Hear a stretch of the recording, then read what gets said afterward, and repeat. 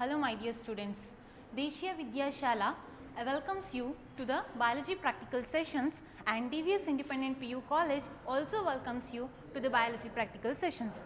This is Nandini, lecturer from biology department.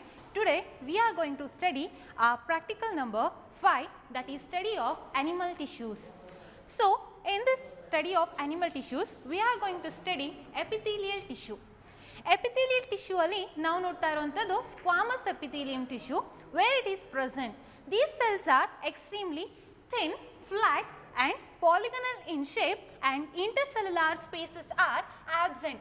So ಏನು ಹೇಳ್ತಿದ್ದಾರೆ ಇಲ್ಲಿ the nature of squamous epithelium cells ಅನ್ನು explain ಮಾಡ್ತಾ ಇದ್ದಾರೆ. They are thin. ಈ diagram ಅಲ್ಲಿ you can easily observe the cells are very flat in nature, thin and they are polygonal in shape. ಈ shape ಅನ್ನು ನಾವೇನಂತ ಹೇಳಿ ಕರಿತೀವಿ? Polygonal shape ಅಂತ ಹೇಳಿ ಕರಿತೀವಿ. And there is no presence of any spaces. So ಎಲ್ಲ ಒಂದು ಸೆಲ್ಲಿಗೂ ಯಾವುದೇ ರೀತಿಯಾದ ಸ್ಪೇಸಸ್ಗಳು ಇಲ್ಲ. Intercellular spaces are absent. So ಹಾಗಾಗಿ there is no presence of space ಅಂತ ಹೇಳ್ತಾ ಇದ್ದಾರೆ. and these cells are arranged just like a bricks. ಒಂದ್ರ ಮೇಲೆ ಒಂದು ಬ್ರಿಕ್ ರೀತಿನಲ್ಲಿ ಅರೇಂಜ್ ಆಗಿದೆ on the basement membrane. ಒಂದು ಬೇಸ್ಮೆಂಟ್ ಮೆಂಬ್ರೇನಿನ ಮೇಲ್ಗಡೆ ಅರೇಂಜ್ಮೆಂಟ್ಸ್ ಅನ್ನು ನಾವಿಲ್ಲಿ ನೋಡ್ತಾ ಇದ್ದೀವಿ. So this is the nature of epithelium tissue. ಎಲ್ಲಿರುತ್ತೆ ಈ ಟಿಶ್ಯೂ ಹಾಗಾದ್ರೆ ಅಂತ ಹೇಳಿ ನಾವು ನೋಡೋದಾದ್ರೆ the lining of alveoli of the lungs. So ಈ ರೀಜನ್ಸ್ ಅಲ್ಲಿ ನಮಗೆ ಸ್ಕ್ವಾಮಸ್ ಎಪಿಥೀಲಿಯಂ ಟಿಶ್ಯೂ ನೋಡ್ಲಿಕ್ಕೆ ಸಿಗುತ್ತೆ. Bowman's capsule of nephron. When you see the structure of nephron, ಅಲ್ಲಿ ನಿಮಗೆ ಗ್ಲೊಮ್ಯುಲಾರ್ ಫಿಲ್ಟ್ರೇಷನ್ ಆಗ್ಲಿಕ್ಕೆ ಒಂದು ಸ್ಟ್ರಕ್ಚರ್ ಇರುತ್ತೆ. ಆ ಸ್ಟ್ರಕ್ಚರ್ ಯಾವುದು? Bowman's capsule. ಆ ರೀಜನ್ ಅಲ್ಲಿ ಕೂಡ ನಿಮಗೆ ಯಾವ ಟಿಶ್ಯೂ ಇರುತ್ತೆ? ಸ್ಕ್ವಾಮಸ್ ಎಪಿಥೇಲಿಯಂ ಟಿಶ್ಯೂ ಪ್ರೆಸೆಂಟ್ ಆಗಿರುತ್ತೆ. Next endothelium of blood vessels etcetera. ಈ ಎಲ್ಲ ಸೆನ್ಸಿಟಿವ್ ಏರಿಯಾಸ್ಗಳಲ್ಲಿ ಇರುವಂಥ ಟಿಶ್ಯೂ ಯಾವುದು?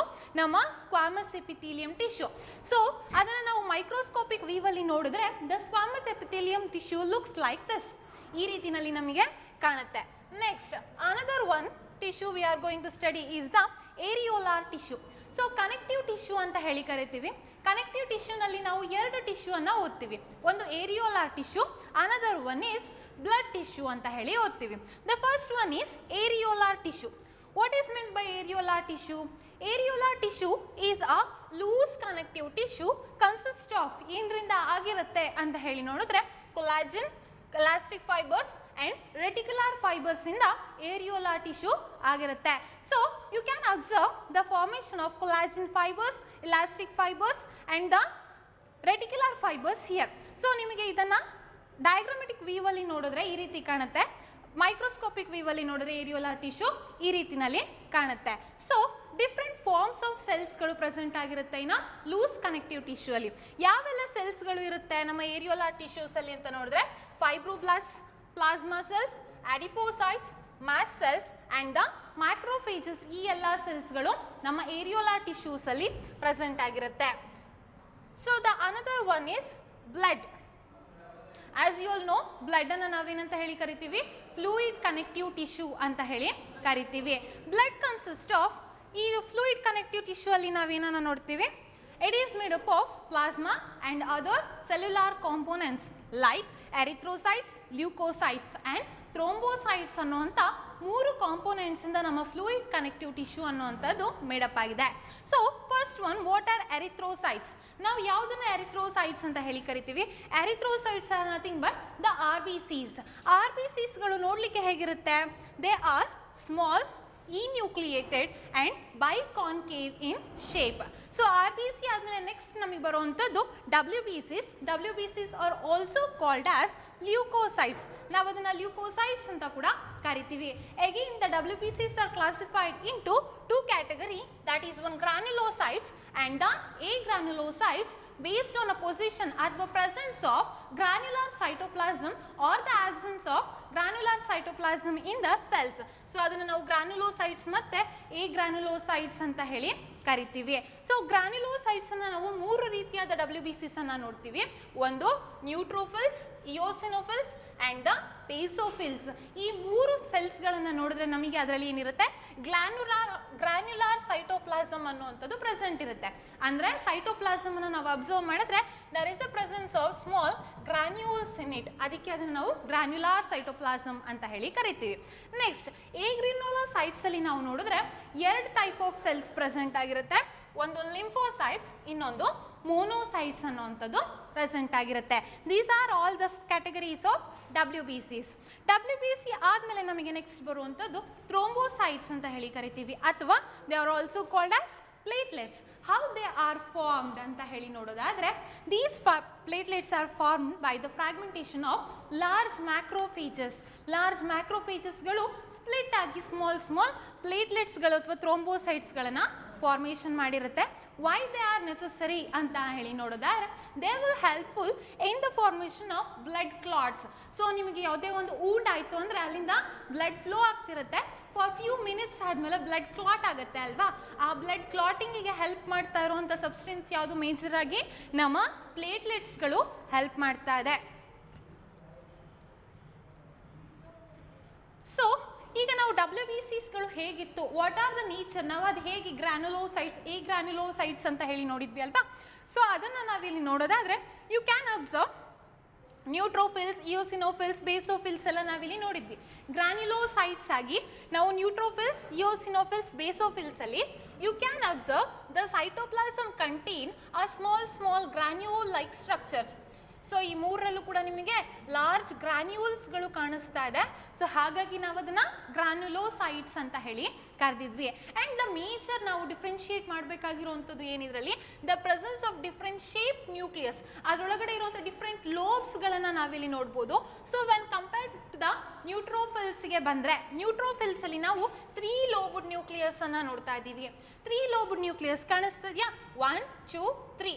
ಸೊ 3 ಲೋಬ್ಡ್ ನ್ಯೂಕ್ಲಿಯಸ್ ಅನ್ನು ನೋಡ್ತಾ ಇದ್ದೀವಿ. When we see under microscope, neutrophil looks like this. ನಮಗೆ ಮೈಕ್ರೋಸ್ಕೋಪ್ ಅಲ್ಲಿ ನೋಡೋ ನ್ಯೂಟ್ರೋಫಿಲು ಈ ರೀತಿನಲ್ಲಿ ಕಾಣುತ್ತೆ. Next the second one is eosinophil. Here the nucleus is 2 lobed structure. ಕಾಣಿಸ್ತದಲ್ವಾ, 1 2 2 ಲೋಬ್ ಇದೆ ಯೋಸಿನೋಫಿಲ್ ಅಲ್ಲಿ. When we see the eosinophil under microscope, here you can observe the eosinophil structure ಅನ್ನ ನಾವಿಲ್ಲಿ ನೋಡ್ತಾ ಇದ್ದೀವಿ. Next basophil, that is S shaped nucleus. ನಮಗೆ ಇಲ್ಲಿ ನೋಡಿದ್ರೆ ಈ ರೀತಿನಲ್ಲಿ ನಮಗೆ ನ್ಯೂಕ್ಲಿಯಸ್ ಕಾಣಿಸ್ತಾ ಇದೆ. ದಟ್ಸ್ ವೈ ನಮ್ಮ ಮೈಕ್ರೋಸ್ಕೋಪಿಕ್ ಸ್ಟ್ರಕ್ಚರ್ ಅಲ್ಲಿ ನಾವು ನೋಡಿದ್ರೆ ಬೇಸೋಫಿಲ್ ಅನ್ನ ಎಸ್ ಶೇಪ್ಡ್ ಸ್ಟ್ರಕ್ಚರ್ ಅಲ್ಲಿ ಕಾಣಿಸ್ತಾ ಇರುತ್ತೆ. Next another one is monocytes. So monocyte ಅಲ್ಲಿ ನಾವು ನೋಡಿದ್ರೆ ನ್ಯೂಕ್ಲಿಯಸ್ ಸಿಂಗಲ್ ಆಗಿರುತ್ತೆ. And these two are presence under non-granulated ಅಥವಾ ಎ ಗ್ರಾನ್ಯುಲಾರ್ ಸೈಟೋಪ್ಲಾಸಮ್ ಅಂತ ಹೇಳಿ ಕರಿತೀವಿ. ಈ 3ಕ್ಕೆ ಕಂಪೇರ್ ಮಾಡಿದ್ರೆ ಸೈಟೋಪ್ಲಾಸ್ಮಿಕ್ ಕಂಟೆಂಟ್ ಅಲ್ಲಿ ಗ್ರಾನ್ಯುಲಾರ್ ಕಾಂಪೋಸಿಷನ್ ಕಾಣಿಸ್ತಾ ಇಲ್ಲ ಇಲ್ಲಿ. ಹಾಗಾಗಿ ಅದನ್ನ ಎ ಗ್ರಾನ್ಯುಲೋಸೈಟ್ಸ್ ಅಂತ ಹೇಳಿ ಕರಿತಾ ಇದೀವಿ. ನ್ಯೂಕ್ಲಿಯಸ್ ಏನಿರುತ್ತೆ, ಒಂದು ಸಿಂಗಲ್ ಲಾರ್ಜ್ ನ್ಯೂಕ್ಲಿಯಸ್ ಇಲ್ಲಿ ಮೈಕ್ರೋಸ್ಕೋಪ್ ಅಲ್ಲಿ ಕಾಣಿಸ್ತದೆ ನಿಮಗೆ. ಒಂದು ಸಿಂಗಲ್ ಲಾರ್ಜ್ ನ್ಯೂಕ್ಲಿಯಸ್ ಇದೆ. Another one is lymphocytes. ಇದರಲ್ಲೂ ಕೂಡ ಒಂದು ಸಿಂಗಲ್ ಲಾರ್ಜ್ ನ್ಯೂಕ್ಲಿಯಸ್ ಇರುತ್ತೆ, but it is oval shape ಅಲ್ಲಿ ಕಾಣಿಸ್ತಾ ಇದೆ ನಿಮಗೆ. ಮೋನೋಸೈಟ್ಸಿನ ನ್ಯೂಕ್ಲಿಯಸ್ಸಿಗೂ ಲಿಂಫೋಸೈಟಿನ ನ್ಯೂಕ್ಲಿಯಸ್ಸಿಗೂ there is a small repression ಅನ್ನುವಂಥದ್ದು ಇದೆ. ಸೊ ಅದರಿಂದ ನಾವು ಈಸಿಯಾಗಿ ಅವೆರಡನ್ನ ಡಿಫ್ರೆನ್ಶಿಯೇಟ್ ಮಾಡ್ಬೋದು. These are the different types of WBCs under microscopic view.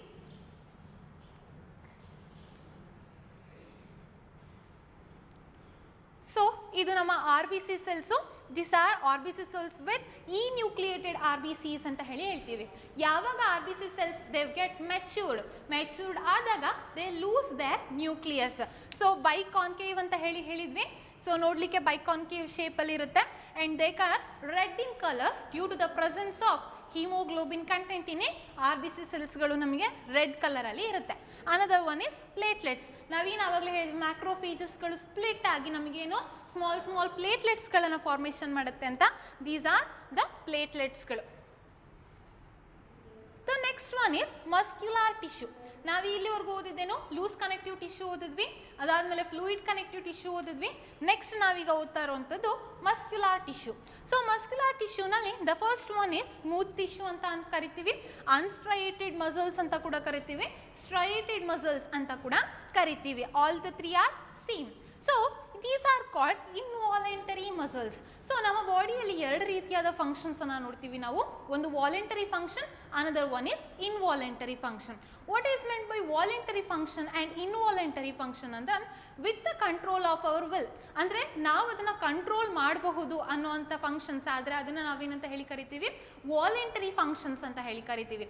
Involuntary control ಅಂತ ಅಂದರೆ ವಿತೌಟ್ ಅವರ್ ವಿಲ್, ಅಂದರೆ ನಾವು ಅದನ್ನು ಕಂಟ್ರೋಲ್ ಮಾಡ್ಲಿಕ್ಕೆ ಆಗದಲ್ಲೇ ಇರುವಂಥ ಫಂಕ್ಷನ್ಸ್ಗಳನ್ನು ನಾವು ಇನ್ವಾಲಂಟರಿ ಅಂತ ಹೇಳಿ ಕರಿತೀವಿ. So these muscles R involuntary muscles ಅಂತೆ, ಅಂದರೆ ಇದರ ಮೂವ್ಮೆಂಟನ್ನು ನಾವು ಕಂಟ್ರೋಲ್ ಮಾಡಲಿಕ್ಕೆ ಆಗೋದಿಲ್ಲ ಅಂತ ಮಸಲ್ಸ್ಗಳನ್ನು ನಾವು ಇನ್ವಾಲಂಟರಿ ಮಸಲ್ಸ್ ಅಂತ ಹೇಳಿ ಕರಿತೀವಿ. ಹಾಗಾದರೆ ಹೌ ದೇ ಲುಕ್ ಅಂತ ಹೇಳಿ ನೋಡಿದಾದ್ರೆ they are thin and indistinct ಆಗಿ ಇರುತ್ತಂತೆ. The sarcoplasm contains fine myofibrils. Sarcoplasm ಅಂದರೆ the cytoplasm content of the ನಮ್ಮ ಮಸಲ್ಸ್ ಅಲ್ಲಿರುವಂಥ ಸೈಟೋಪ್ಲಾಸಮ್ನ ನಾವೇನಂತ ಹೇಳಿ ಕರಿತೀವಿ, ಸಾರ್ಕೋಪ್ಲಾಸಮ್ ಅಂತ ಹೇಳಿ ಕರಿತೀವಿ. So that contains fine myofibrils which do not form bands. ಅದರಲ್ಲಿ ಕೂಡ ಒಂದಷ್ಟು ಸಣ್ಣ ಸಣ್ಣ ಮಯೋಫೈಬ್ರಿಲ್ಸ್ಗಳು ಪ್ರೆಸೆಂಟ್ ಆಗಿರುತ್ತೆ, but they are not forming any bands. ಅದು ಯಾವುದೇ ರೀತಿಯಾದ ಬ್ಯಾಂಡ್ಸ್ಗಳನ್ನು ಫಾರ್ಮೇಷನ್ ಮಾಡ್ತಾ ಇಲ್ಲ. They occur in the wall of, ಎಲ್ಲೆಲ್ಲಿ ಇರುತ್ತಂತೆ ನಮ್ಮ ಮಸ್ಕ್ಯುಲರ್ ಟಿಶ್ಯೂ ಅಂದರೆ ಸ್ಮೂತ್ ಮತ್ತು ಅನ್ಸ್ಟ್ರೈಟೆಡ್ ಮಸಲ್ಸ್ ಯಾವ ರೀಜನ್ಸ್ ಅಲ್ಲಿ ಪ್ರೆಸೆಂಟ್ ಇರುತ್ತೆ ಬಾಡಿಲಿ ಅಂದರೆ they R present in alimentary canal, blood vessels, trachea and the urinary bladder, etc. In these regions we find the unstriated muscles. These are all ನಮಗೆ ಗೊತ್ತು, elementary ಕೆನಲಲ್ಲಿ ಇದ ಮೂವ್ಮೆಂಟನ್ನು ನಾವು restrict ಮಾಡಲಿಕ್ಕಾಗೋದಿಲ್ಲ, blood ವೆಸಲ್ಸಲ್ಲಿ blood ಫ್ಲೋನ restrict ಮಾಡಲಿಕ್ಕಾಗೋದಿಲ್ಲ.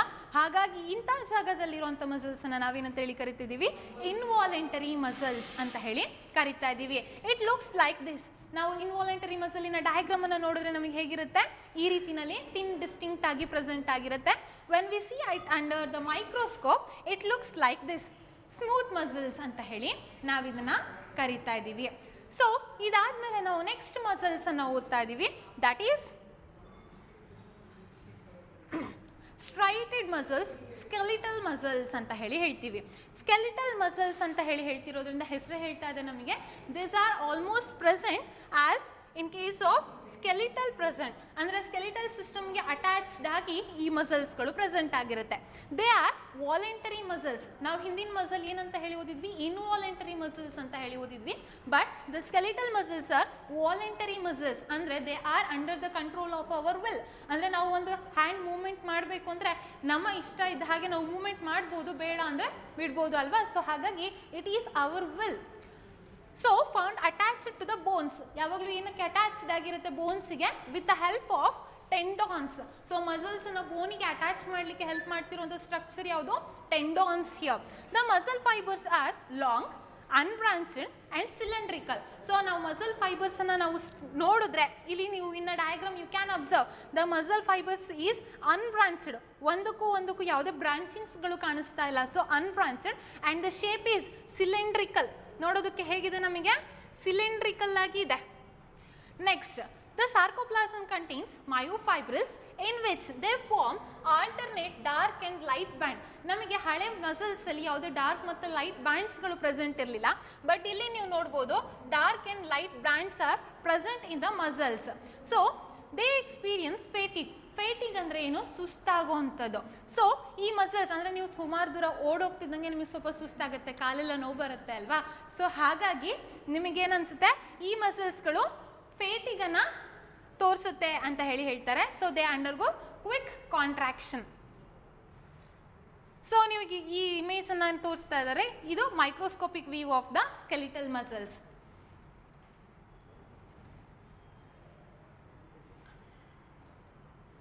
The next one is cardiac muscles. So these are also called involuntary muscles. Majorly they are found only in case of heart. Heart ಅಲ್ಲಿ ಮಾತ್ರ ಇರುವಂಥ muscles ಯಾವುದು, ನಮ್ಮ cardiac muscles. So cardiac ಅಂದರೆ ನಾವು majorly ಹೇಳುವಂಥದ್ದು heart ಅಲ್ವಾ. So ಹಾಗಾಗಿ ಈಸಿಯಾಗಿ ಐಡೆಂಟಿಫೈ ಮಾಡ್ಬೋದು. And this is also involuntary function ಅಂತ ಹೇಳಿ ಗೊತ್ತಾಗುತ್ತೆ, ಯಾಕೆಂದರೆ ಹಾರ್ಟಿನ ಫಂಕ್ಷನನ್ನು ನಾವು ನಮಗೆ ಬೇಕಾದಾಗೆ ಕಂಟ್ರೋಲ್ ಮಾಡಲಿಕ್ಕೆ ಆಗೋದಿಲ್ಲ. So muscle fibres are cylindrical. ಇಲ್ಲೂ ಕೂಡ ನಾವು ನೋಡಿದ್ರೆ ಮಸಲ್ ಫೈಬರ್ಸು ಸಿಲಿಂಡ್ರಿಕಲ್ ಆಗಿದೆ, ಶಾರ್ಟ್ ಆ್ಯಂಡ್ ಬ್ರಾಂಚೆಡ್. ವೆರಾಸ್ ನಮ್ಮ ಸ್ಕೆಲಿಟಲ್ ಮಸಲ್ಸಲ್ಲಿ ಬ್ರಾಂಚಿಂಗ್ಸನ್ನು ನೋಡಿರಲಿಲ್ಲ, ಇಲ್ಲಿ ನಾವು ಕ್ಲೀನಾಗಿ ಬ್ರಾಂಚಿಂಗ್ಸ್ಗಳನ್ನು ಅಬ್ಸರ್ವ್ ಮಾಡ್ಬೋದು. So here you can observe branchings. So next, the intercalated disc forms a transverse junction between the adjacent muscle fibers. Sarcoplasm also moderate amount, fibers contains dark and light band. ಇದರಲ್ಲೂ ಕೂಡ dark and light band ಅನ್ನುವಂಥದ್ದು present ಆಗಿರುತ್ತೆ. So ಇದರ microscopic view ನೋಡಿದ್ರೆ ನಮಗೆ ಈ ರೀತಿನಲ್ಲಿ ಕಾಣುತ್ತೆ. This is all about the characteristics and the function of cardiac muscle.